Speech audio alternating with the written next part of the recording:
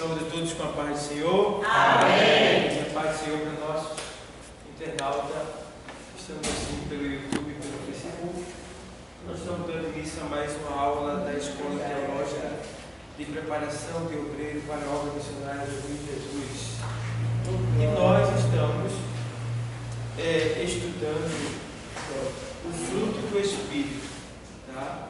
Estamos estudando a pessoa do Espírito Santo e também o fruto do Espírito. Semana passada nós aprendemos sobre o que é o Espírito, a forma do Espírito. E hoje nós vamos estudar um pouco sobre o fruto do Espírito, sobre esse fator chamado amor.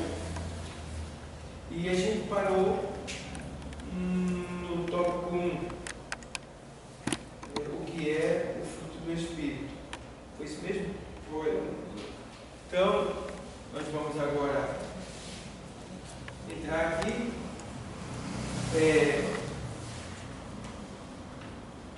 O que é o fruto do Espírito?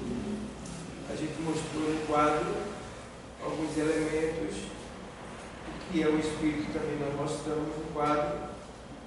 Que é. E também agora nós vamos entender as virtudes do Espírito. Por exemplo, o que é o fruto do Espírito?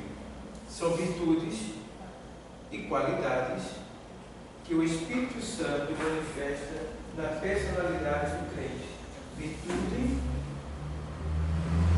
e, ou seja, a virtude aqui, ela é poder, tá bom?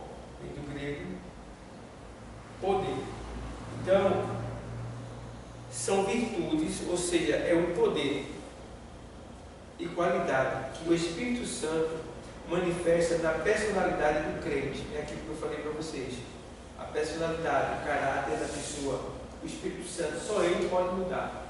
Só Ele pode transformar a pessoa. Porque a Bíblia diz que o Espírito Santo é Ele que convence o homem do pecado, da justiça e do juízo. O Espírito Santo é o responsável por nos convencer do nosso pecado. Não é só o mundo não, é nós também. Então, esse é o propósito do Espírito. De alguma maneira, tentar fazer com que você não ceda ao pecado. Ele não pode lhe impedir, mas ele lhe avisa. Tá? Então, esse poder, essa virtude, é justamente para nos deixarmos bem parecidos com Cristo. Então, é por isso que ele diz: são virtudes e qualidades que o Espírito Santo manifesta na personalidade do crente, a pessoa do crente, o íntimo do crente, tá? Que vai refletir na sua vida do dia a dia. É o resultado das características que há em Cristo. Ou seja, o que o Espírito promove em nós é aquilo que existe em Cristo, que está nos Evangelhos, tá? E que foram introduzidas na vida do pecador que se arrependeu. Então, a moldagem do Espírito Santo, a transformação em nós, só acontece quando nós verdadeiramente estamos arrependidos. E arrependimento tem a ver com submissão, sujeição, entrega completa. Arrependimento é isso aí. Arrependimento também tem a ver com negação, tá? Mudança. Então, o arrependimento traz tudo isso na nossa vida. Quando a gente se arrependeu, a gente mudou. Por exemplo, as pessoas tinham que dizer assim: o camarada era um ladrão, vivia roubando. Aí agora aceitou Jesus, é santo, se arrependeu. Quem sabe se ele se arrependeu ou não? A questão é essa. Ele é o quê? Ladrão. Ele vive fazendo o quê? Roubando e matando. Ele aceitou quem? Jesus. E agora? Ele está roubando e matando ainda? Não. Fruto do arrependimento. Fator, fruto do arrependimento. Então, o arrependimento, ele traz mudança de vida, mudanças de atitude. Tinha 2, 3 mulheres, arrependeu-se verdadeiramente, só vai ter a dele. Entendeu? Vivia jogando, não joga mais. Então, arrependimento verdadeiro é mudança de vida, é mudança de atitude. Então, quando a pessoa se deixa ser moldada pelo Espírito Santo, ele vai convencer a pessoa de tudo isso E aí sim, é o que ela vai ouvir do Espírito Santo dentro dela, aí ela vai obedecendo e a vida dela vai mudando, tanto no sentido físico, secular, como no sentido espiritual, diante de Deus. Amém? Estão entendendo? Amém. Então, vamos lá. Aí, o resultado das características que há em Cristo e que foram introduzidas na vida do pecador que se arrependeu. Então, um exemplo disso, João, o Evangelho 15, do 1 ao 5. A gente vê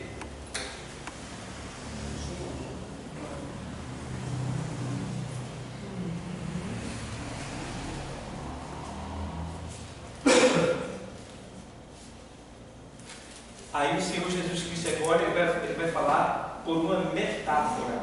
Metáfora é uma comparação, é uma figura de linguagem. Quando você ouvir a palavra metáfora, é isso aí que você vai ler, isso é uma metáfora, é uma figura de linguagem ou uma comparação. Então, o que acontece? Eu sou a videira verdadeira e o meu pai é o lavrador. Ponto. Jesus está dizendo que ele é um pé de uva e quem plantou ele foi Deus. Vai. Toda vara que em mim que não dá fruto, atira, e limpa toda aquela que dá fruto, para que dê mais fruto. Ponto. Ele está dizendo que ele sendo o pé de uva tem o quê? Varas. Ramos de varas. É isso? Ele é pé de varas. Ele está dizendo que toda vara que está em mim, como é? Toda vara? Toda vara que em mim, toda vara em mim que não dá frutos, atira. Pronto, então veja bem. Quem são essas varas aí? Essas varas somos nós, certo? Nós somos as varas que está enxertada nessa videira, que é quem? Cristo. Tá? Então ele está dizendo, toda vara em mim que não dá fruto, ó, está chegando lá, ele está ajudando. Fruto do quê? Ele está ajudando o quê? Fruto do Espírito. Toda vara em mim que não dá fruto, imagina, como pode uma vara em Cristo não frutificar? Porque em Cristo não tem como. Porque eu sou a videira verdadeira. Porque, claro, ele estava falando ali da videira que é Israel. A videira também é símbolo de Israel. E essa videira chamada Israel não deu fruto verdadeiro. Não frutificou da maneira que o Pai queria.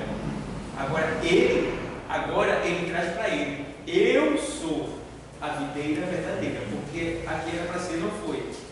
Não deu frutos bons, deu frutos bravos, amargos, azedos. Quem já chupou o azedo aqui? Você não termina, é horrível. Então, ele está dizendo: eu sou a videira verdadeira. Toda vara em mim que não dá fruto, o fruto é justamente isso que ele vai chegar lá, que ele está estudando. Tá? Que o principal fator da palavra fruto é o amor. O amor, que a gente vai ajudar isso aí. Então, ele faz: toda vara em mim que não dá fruto, tira, não é isso? Tira. O que acontece? Quando a videira é plantada, o propósito do viticultor, que é o que planta, é fazer com que todos os galhos dela fiquem suspensos. Mas é tendência da videira descer seus ramos. Porque ela enrama. Mas o viticultor, ele deve estar atento e pegar os ramos e subir. Porque ela só vai frutificar se ela estiver suspensa. Se ela estiver embaixo, caída, ela vai crescer, mas não vai frutificar. Então, o viticultor, no caso, ele tem que levantar os ramos, os galhos, as varas e amarrar, prender elas em cima, né? Para que ela venha frutificar. Porque se ela ficar embaixo, vai pegar poeira, vai chover, vai pegar lama e ela vai atrofiar e não vai frutificar. É por isso que ele diz: toda vara em mim que não dá fruto, tira. Então são essas varas que estão embaixo, que vai ser tirada porque estão apodrecidas, no caso. Tá? Mas o viticultor, ele é tão bom que quando ele pega os ramos sujos, ele não corta, ele lava, ele limpa. Lá em Israel é assim. Então, isso quer dizer também que o nosso Senhor, ele muitas vezes nos pega lá embaixo. A gente está lá embaixo, né? Está totalmente prostrado. E em vez dele nos tirar e lançar fora, não, ele pega e nos lava com o seu sangue, com a sua palavra, e nos suspende, e nos coloca em cima. A gente tem que estar em cima, irmão. Deus nos colocou em cima. E aí, tira, e limpa toda aquela que dá fruto, para que dê mais fruto. Aí ele limpa, né? Ele limpa para que dê mais fruto. Então, se a vide não for limpa, ela não vai frutificar. Então ele tem que podar ela, tá? E também levantar as galhas que estão caídas e suspender e amarrar. Aí ela vai dar os frutos dela. Então, isso serve para nós. Nós, toda vara em mim que não dá fruto, atira, tá? E limpa toda aquela que dá fruto para que dê mais fruto. Sabendo, porém, que se a vara estiver estragada, fica difícil, vai ter que ser cortada. Existem varas que estão totalmente estragadas, não querem mais realmente não querem mais aceitar. É como se ela tivesse apodrecido. Uma vara que preferiu descer e terminou apodrecendo. Quando o Senhor está falando com Nicodemos, ele diz assim: porque Deus amou o mundo de tal maneira que deu seu Filho unigênito para que todo aquele que nele crê não pereça. Perecer é apodrecer, tá? Não pereça, mas tenha a vida eterna, tá? Aí ele faz, para que todo aquele que nele crê. Ou seja, quando se faz a vontade do Senhor, crer é fazer aquilo que te foi mandado. Então, quando se faz a vontade do Senhor, você não perece, ou seja, você não apodrece. Tá? Então, nesse caso aqui, ele está dizendo que tira, porque muitas vezes o galho, ele não tem mais como restabelecer, apodreceu. E tem pessoas que estão assim, elas apodreceram completamente, estão diante da luz, mas preferem a escuridão, estão diante do Senhor, mas preferem o inimigo. Então, a gente precisa levar em consideração e atentar para essa palavra que nós ouvimos todo dia e aprendemos, para que a gente possa estar em cima, para que a gente possa frutificar e para que a gente possa ser limpo pelo Senhor, para que a gente venha produzir mais e mais. Então, ele faz mais, limpa toda aquela que, para que dê mais fruto, não é isso? Vós já estáis limpos pela palavra que vos tenho dado. Tenho falado. Então, é a palavra que nos limpa, certo? Então, quando a gente vem à igreja, a gente vem sujo para a igreja. Todo dia a gente vem sujo. Todo dia a gente se suja, tá? Agora, temos que ter cuidado, porque tem pessoas que sujam só os pés, mas tem pessoas que se mancham. Em Eclesiastes 9:8, ele diz: em todo tempo sejam alvas as tuas vestes, e nunca falta o óleo sobre a tua cabeça. Mas, quando o Senhor vai lavar os pés aos discípulos, Pedro diz: meu pé tu não vai lavar. Ele diz: então tu não terás parte comigo. Aí Pedro diz: então ele lava todo. Aí ele diz: vós já estáis limpo pela palavra que vos tenho falado. Então quer dizer que a palavra é que nos lava, é que nos banha todo dia, tá? Então por isso que é importante a gente vir. Quanto mais você vir à igreja, mais limpo você vai ser. Quanto menos você vir, mais sujo você vai ficar, tá? E a tendência da sujeira é te atrair para mais sujeira, porque se você observar, quando uma pessoa está suja no local, a tendência do ferimento que está sujo não é limpo. ele vai cada vez piorando. Piorando. Então a sujeira vai traindo mais sujeira. Tá? Então, é o tipo da coisa. Se a pessoa deixou de vir à igreja, ela vai se murchar. E no mundo é assim, um abismo chama outro abismo. Então a tendência é cada vez, quanto mais longe do Senhor, mais empobrecido vai ficar o seu coração. Quanto mais longe do Senhor, mais pecador você vai ser. Então, vai vir. Então Deus, Ele trabalha para que isso não venha acontecer. Então, eis aqui, vós já está limpo. Se a gente ler a Bíblia e começar a entender ela, irmãos, nós vamos ser perfeitos. Nós vamos começar a se tornar perfeitos. Tá? É porque a gente lê, às vezes a gente lê e não entende e não procura compreender. Eu não entendi, deixa eu falar. Mas não, você tem que forçar a barra. Você não pode ler uma coisa na Bíblia só no sentido literal. Você tem que ler e tem que cobrar de você mesmo, você tem que entender o que é aquilo ali. E buscar esse conhecimento. A Bíblia muitas vezes não vai te dar. Tem a hermenêutica bíblica? Tem. Que é a Bíblia explicando a própria Bíblia. Mas existem alguns conteúdos, alguns recursos, que, como eu falo sempre para vocês, graças a Deus que vocês são alunos que compram um livro, estão bem informados, tá? A gente vendeu quase 5 mil de livros aqui, foi muito livro que vocês compraram, então vocês estão bem assessorados, ainda bem mais pela frente. Mas você vê que existem recursos que você só vai encontrar em livros extra-bíblicos. Então, alguns não têm, outros têm. Os que não têm devem se preocupar em buscar esse conhecimento, para que você possa aumentar o seu conhecimento. Porque a Bíblia é o mar e os livros são piscinas, né? Ricas em conhecimento, para que você possa entender o mar. Como é que você aprende a nadar no mar? Logo na piscina, por ali, né? No raso. Então você vai buscar no raso para poder. Sim. E quando a gente pega e realmente vai enfatizar ali, você pega um livro, a Bíblia, como o senhor falou, né? Tem que ter a Bíblia do lado, porque vai ter a referência no livro. E ali você vai querendo se aprofundar mais e mais e mais.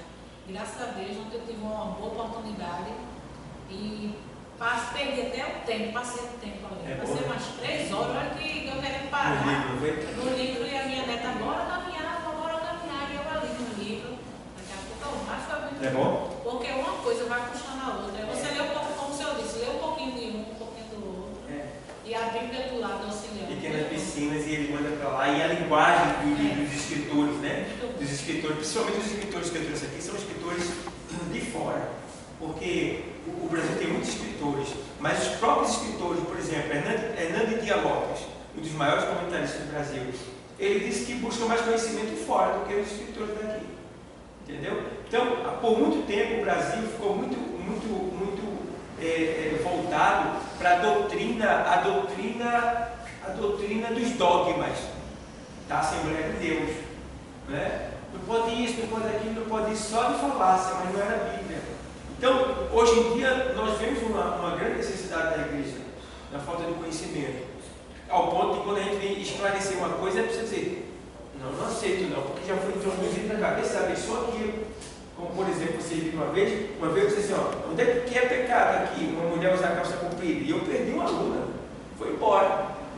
Ela tem idade, mas foi embora, ficou brava, e saiu falando mal de mim. Por quê?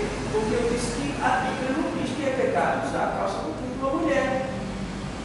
Agora eu expliquei que Deus vai julgar a calça que ela está usando. Não é? É as intenções com as quais ela está usando aquela calça. Se ela está usando a calça comprida bem acostadinha, mostrando a sua sensualidade, ela está pecando, Deus vai cobrar. Certo? Mas se ela bota uma calça, né, que não expõe a sua sensualidade tão ligada, tudo está sendo julgado, tudo. E Deus vai julgar o coração do cara todo. O cara, a gente está julgando o lado dele. Então, tem muitas coisas que as pessoas disseram para as pessoas que é, mas não existe na Bíblia. Então, a gente precisa viver a Bíblia.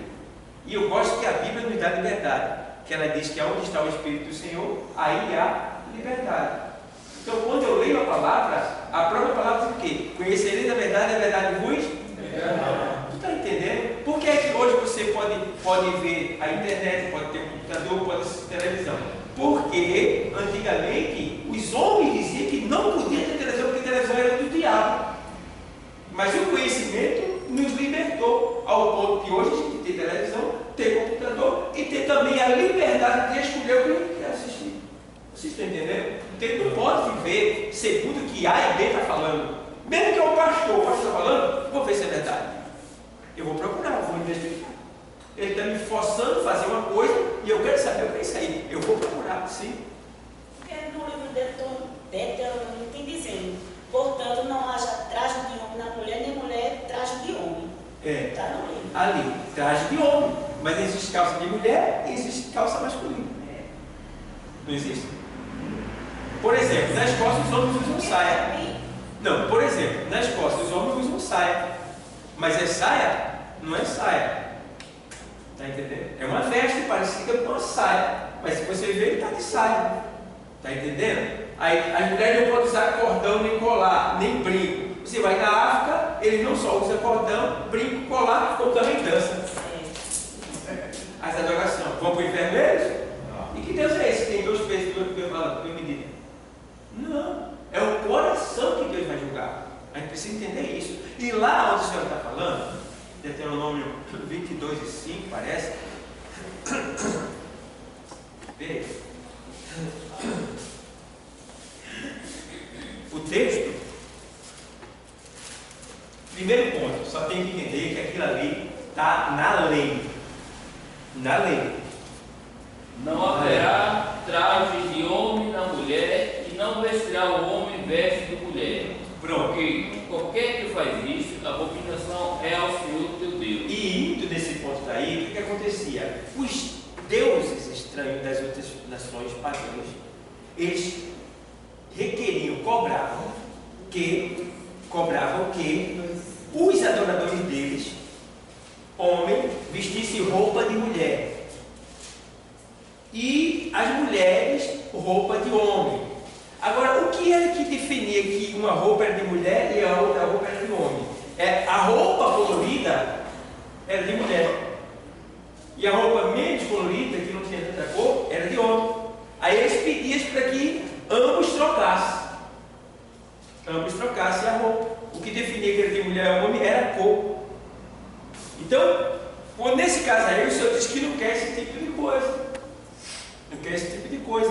Mas aqui não está se referindo à roupa. Está falando traje de homem na mulher e traje de mulher no homem. Então, esse ponto aí foi que usaram muito para dizer que a mulher não pode usar calça comprida. Porque aí ele está dizendo qual é o tipo de roupa, se é calça. Está entendendo? Está entendendo? Então, a Bíblia não diz isso, não fala isso. Tá? Porque Deus sabia que há diversidades. Tá? E ele não vai, ele não é bobo, Deus não é menino. Tá? E além do mais, está na lei. Por exemplo, uma coisa que o pessoal diz assim na lei diz que não pode comer carne de porco. Na lei diz, não pode comer carne de porco, não pode comer camarão, não pode comer pato, não pode comer animal de unha fendida aquelas, né? Não pode comer peixe de couro, galinha cabidela, não diz lá. Isso aí fala sobre sangue, que não pode comer sangue, né? O sangue deve ser derramado na terra. Então o que é que acontece? Porque ele diz lá que quando comer matar um animal, for comer um animal, derrama o sangue dele na terra. Se você pegou o sangue e fez alimento, então você está indo contra o Senhor. Até porque no sangue está a alma, na alma está tudo que é o ser. Então, quando a pessoa come o sangue, está comendo tudo que aquele animal é. É por isso que vem diversos tipos de doenças que ninguém sabe como é que vem, porque as pessoas comem sarapatel, comem galinha cabidela e outras coisas mais. E aquele animal deveria ter alguma doença no sangue. Então, em vez de ter ido para a terra, foi para dentro de você. Um exemplo. Então, voltando para o assunto, aí o que acontece ali? Não pode comer isso, não pode comer aquilo. Por que Deus proibia do seu povo comer? Porque esses animais são os mais impuros, mais tóxicos, tá? E as nações vizinhas, pagãs, comiam esses tipos de animais, de comida, e era tudo doente, tinha muita gente doente. E Deus não queria o seu povo doente, porque Deus zela pela nossa saúde. Tá? Tanto no Antigo Testamento como no Novo Testamento. Tá ali, ó. Tem que cuidar dele mesmo e da doutrina. Então, Deus sempre foi um Deus zeloso. E não é porque eu tenho um Deus que eu vou abusar, porque quando eu quiser, eu estiver doente, eu peço socorro a Ele. Não, não é por isso. Tá? Então, o que acontece? Ele não queria que seu povo comesse. Tá? Aí vem um texto agora no Novo Testamento que diz assim: não, eu não quero galinha, porque o Senhor disse que o que faz mal não é o que ele disse, é o que sai. Tem nada a ver. O que faz mal não é o que entra. O Senhor estava falando que você poderia comer qualquer coisa, porco, cabidela, qualquer coisa que você poderia comer, não iria afetar a sua alma. Mas o que faz mal é o que vem de dentro. Aí ele explica por quê. Porque vem da onde? Do coração. É isso que contamina o homem. Vocês estão entendendo? O mal, a vontade. E ele começa até a explicar mais adiante, e ele começa a dizer que porque do coração vem adultério, furto, prostituição, e ele começa a dizer. Entendeu? Então, hoje eu poderia comer qualquer coisa, carne de porco, pato, a cabidela, nada disso iria tirar a minha salvação. Agora, do outro lado, eu iria me prejudicar. Que lado? Um lado humano, um lado físico. Eu iria ter doenças, eu iria ter uma alteração do meu sistema orgânico, né? Como por exemplo, faz 3 semanas que eu estou doente, porque eu comi um camarão, e eu sempre comi camarão, sempre, nunca me fez mal, mas 52 anos agora eu vou fazer, mês que vem. Então o que acontece? Eu cheguei no meu limite, não posso mais comer camarão, porque ele inflamou todo o meu corpo. Ele inflamou de um jeito que eu nunca. Então, eu tinha sinusite, mas era como se eu tivesse. De repente a minha sinusite atacou de um jeito que eu tive que entrar na droga farmacêutica para poder conter a dor que ia ser se eu morrer. Então faz 2 semanas que eu estou sob drogas farmacêuticas para poder conter uma sinusite que foi alterada pelo fato de eu ter comido camarão, o qual eu já não posso mais comer por causa da idade. Tem limites para você comer. Então, camarão nunca mais eu vou comer. Então, para você ver, por exemplo, eu não como carne de porco, não. Perdi o meu genro, meu ex-genro, perdi vários amigos por causa de carne de porco. Simplesmente foram socorridos e morreram. Outros eu conheço que estão doentes, pegaram doenças horríveis. Então, é uma carne que ela é prejudicial à nossa saúde. Tá? Então, Deus diz, não coma. Deixou de ser prejudicial? Não, continua sendo. Agora, o que Jesus falou cá, dizendo que o que faz mal não é o que entra e sempre que sai, a lei estava querendo explicar que o que contamina o homem é o que sai, porque vem do coração. Certo? Então, você pode comer qualquer comida que não vai contaminar a sua alma, a sua salvação. Agora, vai mexer com o seu sistema orgânico. Não tem ninguém vai dizer que vai. Ainda continua valendo o que o Senhor falou lá no Antigo Testamento. Vocês estão entendendo? Estão entendendo? Alguma dúvida? Pronto. Então, ele faz. Vós já estáis vivos pela palavra que eu tenho falado, né? Aí ele faz: estáis em mim e eu em vós, como a vara de si mesma não pode dar fruto se não estiver na videira, assim também vós, se não estiverdes em mim. Então, para eu frutificar, eu tenho que estar em Cristo. Estar em Cristo é estar voltado a obedecer, a fazer o que Ele manda dentro da sua palavra. Quando eu estou em Cristo verdadeiramente, eu começo a frutificar em todo sentido. Tá? E sem contar que a gente tem um presente, que quando a gente obedece e começa a frutificar, a gente também está dando força para o mundo espiritual ao nosso favor, ganhar, vencer ao nosso favor. Você sabe que Daniel era um homem que frutificava, um homem de Deus, né? E ele pediu algo a Deus, Deus dava de imediato, mas quando ele não recebeu, ele foi orar, você sabe que ele começou a orar e Deus lhe respondeu. Mas por que Deus, ele orou? O fato ali, o acontecimento foi o quê? Ele chamou a atenção quando ele começou a orar e jejuar. Então ele despertou os céus, né? Ele deu força para o mundo espiritual, ao ponto de chegar a Deus chamar um anjo e mandar descer para resolver o problema que estava acontecendo acerca de Daniel. Então, eu movo o mundo espiritual cuidado com o meu zelo, com o meu testemunho, com o meu serviço a Deus. Então eu movo o mundo espiritual ao meu favor. Tá? Então a gente precisa ter esse cuidado. Quando você está em obediência a Deus, o diabo ele tem ódio de você, mas ele não pode nem tocar em você, porque a Bíblia diz que quem é de Deus, o maligno não. Então ele não pode nem tocar em você. Agora é claro, o bombardeio vai vir porque ele vai mover as pessoas que estão em sua volta fraca, para tentar de alguma maneira lhe atingir, roubar você, tirar alguma coisa que você gosta. Ele vai tentar tocar. Você tem que estar preparado, porque o nosso objetivo é zelar pela nossa salvação. Veja que Deus disse: olha, tem cuidado de ti mesmo da doutrina. O outro ponto ele diz: guarda o que tem para que ninguém tome, né? Então sempre ele está nos alertando para que ele tenha cuidado de nós. Se alguém não quer, problema. Mas eu tenho que cuidar de mim. Minha esposa não quer não, meu esposo não quer não, meu filho não quer não, tem problema. Eu vou dando a palavra, eu vou, mas eu tenho que cuidar de mim. Então a gente precisa ter esse zelo, esse cuidado com a gente mesmo, tá? Para que a gente não venha se perder. E depois daí a gente vai cuidar dos outros. Então, como dizer que ele deixa ali, tem cuidado de ti mesmo e da doutrina, que é a palavra de Deus. Aí na sequência diz: por que fazer? Ele diz assim: persevera nessas coisas. A sequência ele vem: persevera nessas coisas. Que coisa? Ter cuidado de você e da doutrina. Aí ele faz: por quê? Fazendo assim como ter cuidado de você, da doutrina e perseverando, porque fazendo assim salvarás tanto a ti como aos que te ouvem. Então, quando eu dou um bom testemunho, quando eu estou em Cristo, quando eu obedeço a Ele, quando eu vivo a Sua palavra, pessoas vão ser salvas só pelo meu testemunho. Pelo meu testemunho. É aquele tipo da coisa, chega perto de você e diz assim: rapaz, onde é a tua igreja? Eu tenho vontade de ir lá. Né? Então, eu já conheci várias pessoas que através de mim, né, vieram à igreja. E muitos têm vindo aqui no meu trabalho. Eu estou trazendo uma cá, eles visitam aqui. Né? Visitam, tá? Gostam.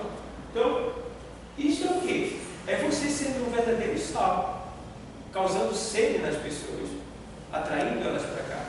Então é muito importante que a gente veja assim: estás em mim e eu em vós, que se não estiver em mim, a vara não pode frutificar, mas se estiver em mim, você vai dar muito fruto. Aí na sequência diz mais o quê? Aí fala aqui no 5: eu sou a videira, vós as varas. Quem está em mim e eu nele, e este dá muito fruto, porque sem mim nada podereis fazer. Não é o que acontece? Quando eu estou em Cristo, eu estou ligado, então eu estou recebendo todo tipo de suprimento vital para a minha alma e para a minha vida. Quando eu não estou em Cristo, eu estou desligado do melhor.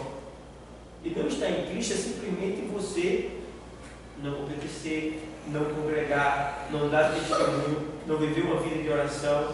Então você não está. Então você está desligado do melhor que Deus tem para você, que vem através de Cristo, que vem por Cristo. Amém? Estão entendendo? Não. Então, tá aí. Ó, a gente vê também aqui que ele faz assim, vamos ver aqui. 2 Carta aos Coríntios 4:10. O Senhor, ele fala, usando o apóstolo Paulo, 4:10, ele diz assim, vou ler para você: trazendo sempre por toda parte a mortificação do Senhor Jesus no nosso corpo, para que a vida de Jesus se manifeste também em nosso corpo, e assim nós que vivemos estamos sempre entregues à morte por amor de Jesus, para que a vida de Jesus se manifeste também em nossa carne mortal. Então, Paulo está falando aqui de sujeição. Eu tenho que sujeitar também o meu corpo físico a Deus. Não é só o interior, o homem interior, o espiritual, mas sim também o físico. O físico é o tipo da coisa. Tem pessoas que eu sou crente, venho para a igreja espiritual, mas quando sai, peça testemunho. Então não tem testemunho, ou seja, seu corpo não está mortificado, não está manifestando a glória de Deus, a glória de Cristo. Então eu preciso manifestar o espiritual e também o físico. É isso que Paulo está dizendo, trazendo por toda parte a mortificação de Cristo no nosso corpo. Mortificação de Cristo significa o quê? É eu me negar a mim mesmo. É eu dizer não para coisas que eu sei até que é gostoso, que me agrada, que é bom aparentemente, que dá prazer, que dá alegria, êxtase. Eu sei que vai dar prazer a mim, mas isso vai me matar. Isso vai me afastar de Deus. Isso vai impedir de eu enriquecer, de eu prosperar, de eu ser feliz de verdade e de ser salvo. Então eu preciso mortificar a minha carne, o meu corpo, tá? Para que Cristo possa ser manifesto, como está escrito aí, na minha vida. Aí é que todos vão ver Cristo na minha vida, quando eu mortificar o meu corpo. Meu corpo, ele deseja fazer coisas que na verdade vai me dar prazer, mas que vai me escandalizar. Eu tenho uma esposa, meu corpo deseja ter 2, 3 e 4. A minha natureza é caída, tá? Eu dependo do meu trabalho, mas passa lá o canal que está só dizendo, a tua felicidade é aqui. E aí?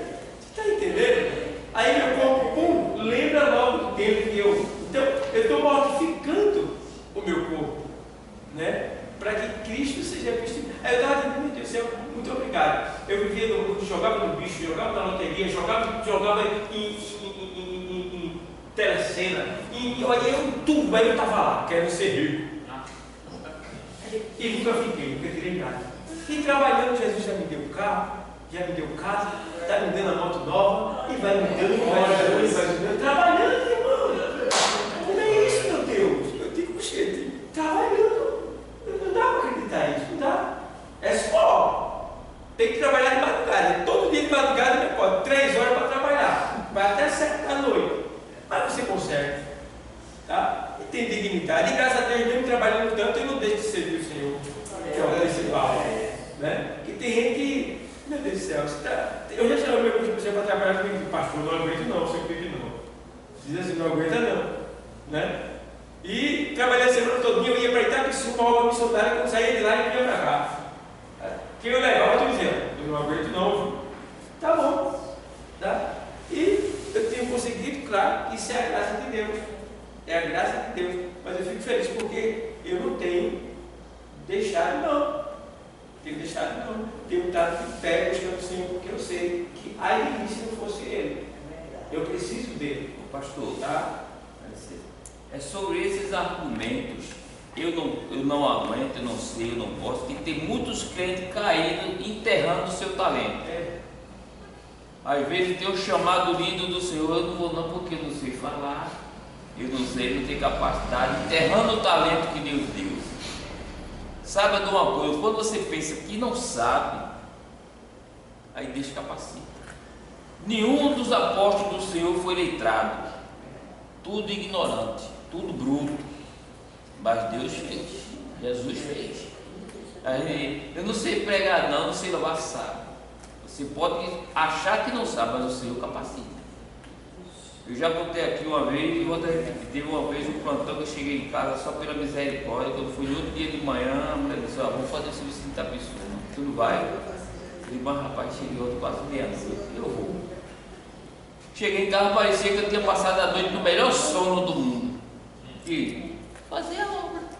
O bálsamo desce, o descanso, o cansaço vai embora. Às vezes, nós é que colocamos em nós os empecilhos. As dificuldades somos nós que criamos para nós mesmos. A gente quer que Deus opere a gente mesmo criando as dificuldades.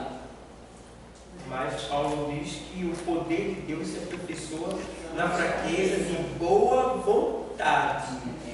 Você precisa entender isso aí. Fraqueza de boa vontade.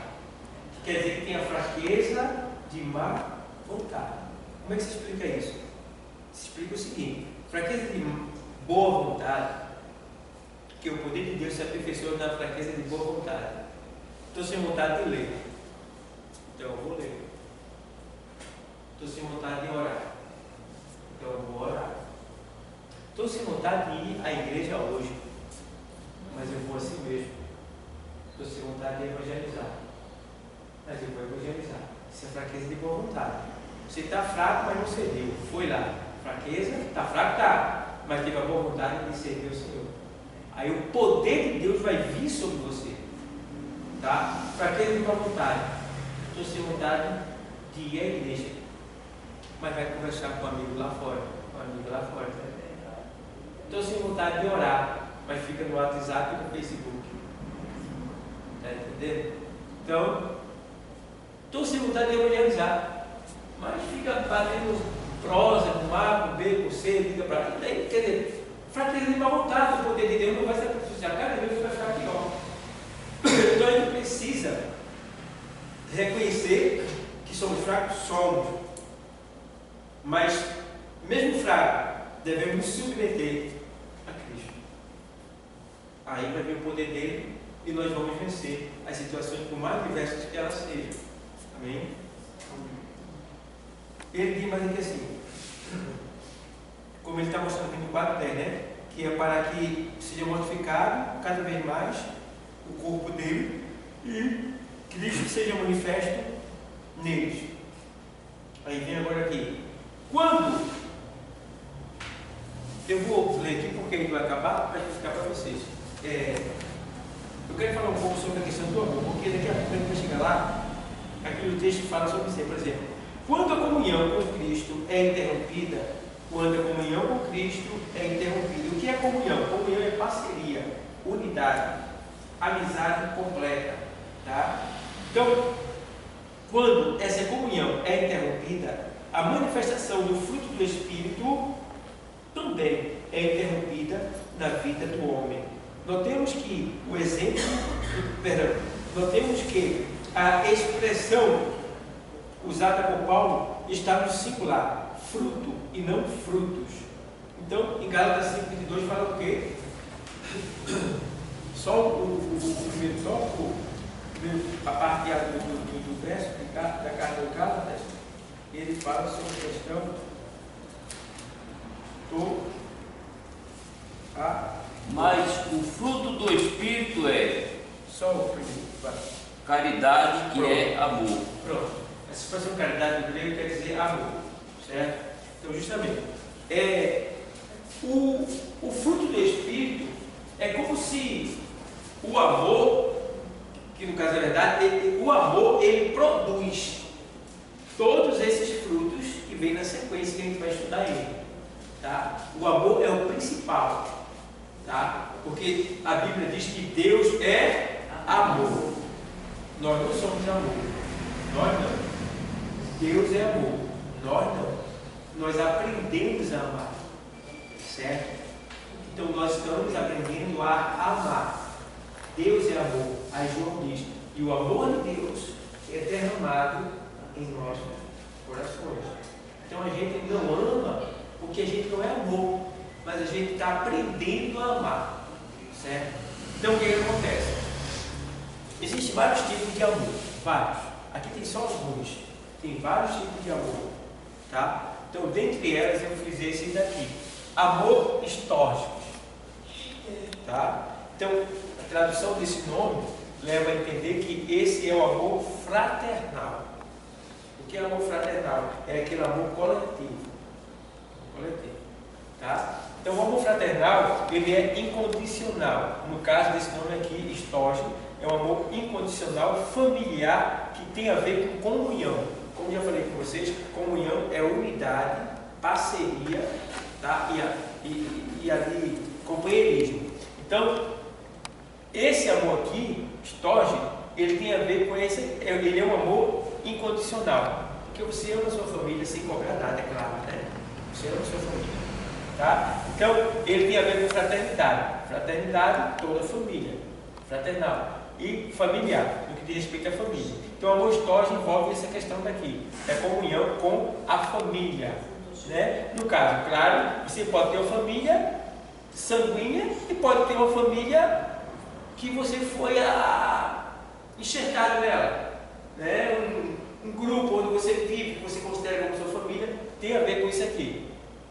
Vocês estão entendendo? Amém. Amor filia ou filéu. Filia ou filéu tem a ver com amizade íntima e autêntica. Amor, filia ou filéu tem a ver com amizade, aqui ó, amizade íntima e autêntica, tá? Então a gente vê que é um amor que tem sinceridade, que tem verdade, que tem intimidade. Tem pessoas que você confia muito e verdadeiramente aquela pessoa é confiável, tá?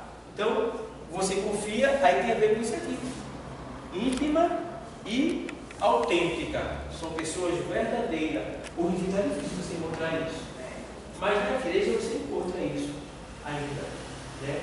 Tem dirigentes que são uma mãe, tem pastores que são mais do que um pai, né?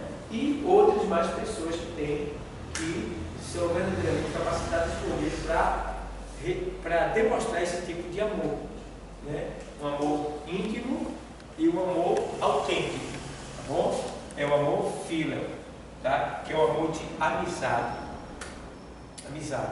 Esse amor também tem a ver com aquele amor que aconteceu entre Jonathan e Davi, tá? Eles foram fiéis no outro, eles confiavam intimamente um no outro, tá?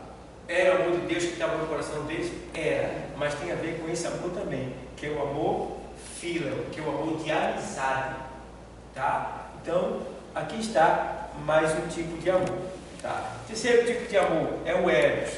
Esse amor é o amor carnal e sensual. Esse amor não quer dizer que esse amor é um amor diabólico, não. Ele é um amor que nós temos ele também, mas esse é o amor de um homem para com uma mulher. Entendendo, porém, que temos que ter cuidado para não corromper esse tipo de amor. Ou seja, porque eu posso ter esse amor e me corromper com ele. Porque esse amor é de mim para minha esposa e da minha esposa para comigo, tá? Mas eu posso abusar e, por ter este amor, que é um amor carnal, sensual, e desejar outras mulheres, desejar outros homens. Então, isso aqui é o amor carnal, sensual, singular do homem para com a mulher. Porque entre o casal existe sensualidade e existe carnalidade. Não carnalidade no sentido profano, no sentido de coisas que vai além do que Deus permite, mas carnalidade no sentido do homem desejar a mulher e a mulher desejar o homem. Vocês estão entendendo? Amém. Muito bem. Então, a gente vê agora o quarto tipo de amor, que é o amor... Está pegando aí, Sandra? Que é o amor, tá? Ágape. O amor ágape, ele é o amor de Deus, que é o amor incondicional, tá? Ele não condiciona ninguém para amar. Ele ama gratuitamente, é a mesma coisa que altruísta, tá? É um amor que não cobra para te amar. Ele te ama sem cobrar nada de você, gratuitamente. Ele te ama porque ele é amor e ele te ama mesmo, certo? Então esse é o amor ágape, o amor de Deus, tá? Então a gente passa a ter esse amor no coração, a gente tem esse amor que é derramado em nosso coração, mas mesmo assim nós não conseguimos amar como ele ama, mas devemos exercer esse amor dentro da igreja, em qualquer lugar que a gente estiver, porque quando a gente exercer esse tipo de amor, que é o amor de Deus, a gente vai estar amando as pessoas sem cobrar nada delas, sem requerer nada delas. Eu não gosto muito dela não, porque ela é boazinha, mas ela é meio metida. Não, não tem isso. Se você tem esse amor, você vai gostar da pessoa do jeito que ela é. Não quer dizer que você deve estar de acordo com o que ela faz, mas você vai amar a pessoa do jeito que ela é. Isso é o amor de Deus, que diz: eu amo o ladrão, eu amo a prostituta, eu amo o pedófilo, eu amo o homicida. Está entendendo? Ele ama todos eles. Agora, não está de acordo com o pecado deles. Quer que eles deixem o pecado para não morrer. Tá? Então, o amor ágape é este amor que tem a ver com Deus. Precisamos colocar em prática esse amor, porque infelizmente a Bíblia diz que Deus, que é esse amor, que tem o amor ágape, ele diz a Bíblia que Deus não faz acepção de pessoa, porque ele é esse amor. Então, se eu tenho esse amor de Deus no meu coração, eu não vou fazer acepção de pessoa. Eu vou amar o preto, o branco, o pobre e o rico, o sujo e o limpo, o baixo e o alto. Então, está aqui. A gente está estudando sobre o fruto do Espírito. E esse é o fruto do Espírito. É o amor. Tá? E os outros tipos de amor que derivam desse amor, que tem a ver com este amor. E o quarto, quinto tipo de amor, tem mais, mas eu busquei os mais importantes para nós, que é o pragma. Esse amor pragma, ele é comprometido e, ou seja, companheiro. É um tipo de comprometimento, uma amizade, é um compromisso. É como se você tivesse assim, não, você desce a palavra e não botasse atrás. Tá? É um amor que ele tem a ver com a sua palavra, com o seu caráter, né? O que muitos têm negado. Dizem amém e não cumprem o amém. Diz que vai fazer e não faz. Isso acontece muito na igreja. Pessoas que voltam atrás do voto que fez diante da presença do Senhor. Por isso que muitos crentes dão o preço. Não prosperam, não conseguem alcançar alguns objetivos, porque eles são infiéis. Ele não tem esse tipo de amor, o amor pragma, né? Que é um amor comprometedor. Ele se compromete. Quando você assumir um compromisso, você não pode voltar atrás. Pode, meu irmão. Pode. Assumir um compromisso, você tem que ir até o final. Tá? Então, só assuma quando você vê que tem condição de assumir. Mas quando assumir, assuma e cumpra com ele. Então tem muita gente sem vergonha na igreja. Assume o compromisso e ó, tá nem aí com o compromisso que assumiu. Pensa que Deus não viu. Em Eclesiastes 5, na sequência, diz que Deus vai cobrar e que a sua carne vai gemer. Vai gemer. Então precisamos ter esse cuidado, esse zelo. Então está ali esses tipos de amor. São 5 tipos que eu trouxe para vocês, que a gente precisa levar em consideração e colocar em prática na nossa vida.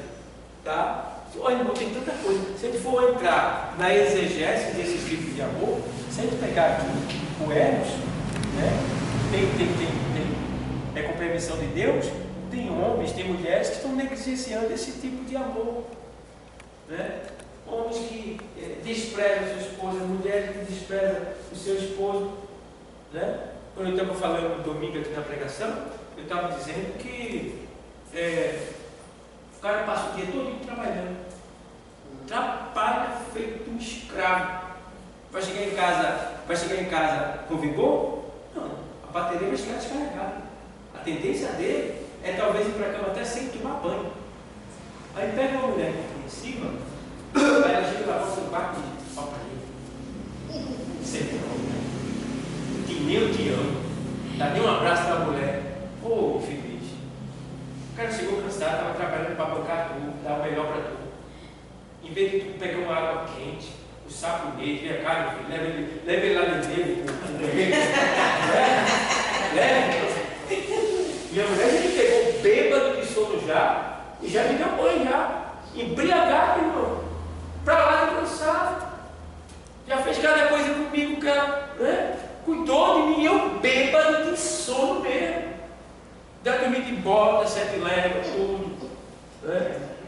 Algumas vezes é essa daqui, essa minha pequenina que às vezes me conduz, às vezes, que eu estou lá com a cara na mesa mesmo, o livro, a Bíblia lá, eu estou lá, ela sabe, pai, porque o senhor não vai dormir, eu fico lá lutando para ler e para estudar. Eu durmo na mesa, eu durmo com a cara na mesa, sentado na cadeira com a cara na mesa. Isso é quase todo dia, ela está aí como prova. Aí de madrugada, como ele manda eu não saio, quem sabe que eu sou teimoso, eu fico lá para ele acordar e ler mais. Aí quando está lá para uma hora, para nem eu sair para cá pegando que está ali, e assim, meio tonto. Aí vou lá para o sofá, deito lá e tudo. Mas estou ali. Então, tem mulher que é incompreensível. Ela não entende o lado do homem. E homens que também são incompreensíveis, não entendem o lado da mulher. Tá? O que tiver mais vigor deve entender o lado do outro, se está cansado. Né? Então, se a gente for entrar nesse assunto aqui, tem muita coisa para se falar, mas não é o meu propósito, porque a gente está estudando sobre o fruto do Espírito, isso aí acaba vocês procurar se aprofundar mais. Então, precisamos ter esse cuidado. Né? Esse aqui, o filha, ou filha, que fala sobre amizade íntima e autêntica. Assim. Esse amor ágape é o que suporta. É o amor de Deus. Né? Esse é o amor de Deus, é a personificação de Deus. Esse amor ágape. Tá? Só ele é ágape puro. Agora, esse ágape é derramado em nossos corações. Tá? E quando a gente abre o coração, cada vez a gente vai amar mais. A gente vai ter mais amor pela obra. Mas o casal também ele deve esse amor ágape, né? Não, esse amor ágape, ele é o centro de todos os amores. Ele é o produtor. Ele é o produtor. É dele que vem todos os outros. Entendeu? Porque para a gente amar o nosso marido, primeiro a gente tem que... É o amor de Deus que deve nós suportar e amar o nosso marido. Né? Eu não digo que você depende de Deus para amar seu marido. Mas que se você tiver Deus, você vai amar ele de uma maneira mais excelente. Entendeu? Vai ser melhor o amor. Porque vai ser um amor compreensivo. Tá? Já no mundo, ele ama sem precisar de Deus, mas não é um amor incompreensível. Você vê que é mais voltado para interesses, tal, relações, tipos de relações sexuais, fantasias, tá? É voltado para esse lado. Tá? É quando ele sai, é quando ele entra nesse daqui corrompido, que é o Eros. Tá? Então, ele vai além do que é para fazer. Vocês estão entendendo?